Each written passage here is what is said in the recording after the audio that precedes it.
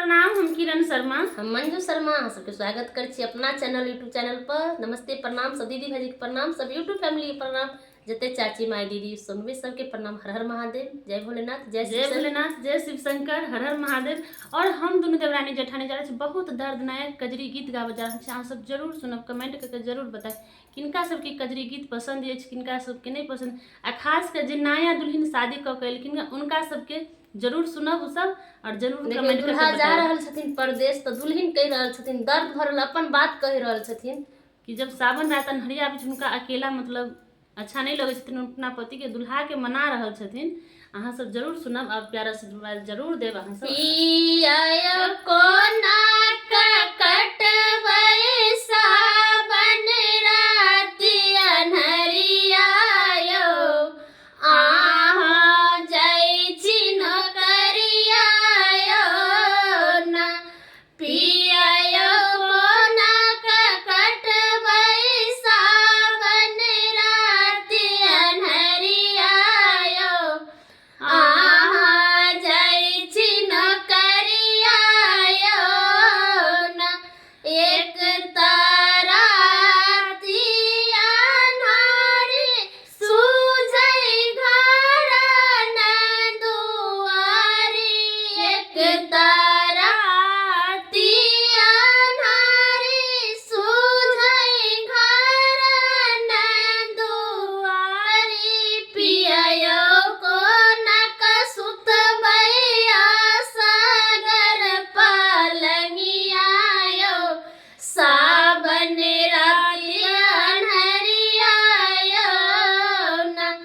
पिया कोना सुतबै सागर पलंगिया यो, सावन राति अन्हरिया यो ना। सखी सब गाबै कजरी गीत, होटल जाइया हमर मानक मीत। सखी सब गाबै कजरी गीत, छूटल जाइया हमर मानक मीत। पिया कोना बितेबै चढ़ली जवनिया यो, सावन राति अन्हरिया यो ना। पिया कोना बितेबै चढ़ली जवनिया यो, सावन राति अन्हरिया यो ना।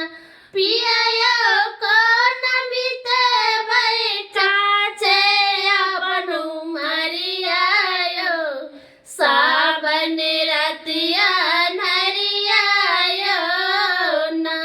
सासु बुझै नहीं छै दुख, पानी भराना भेजै दूर। सासु बुझै नहीं छै दुख, पानी भराना भेजै दूर। पिया भीजल जाइया हमर लाल चुनरिया यो, सावन के बदरिया यो ना। पिया भीजल जाइया हमर लाल चुनरिया यो, सावन के बदरिया यो ना।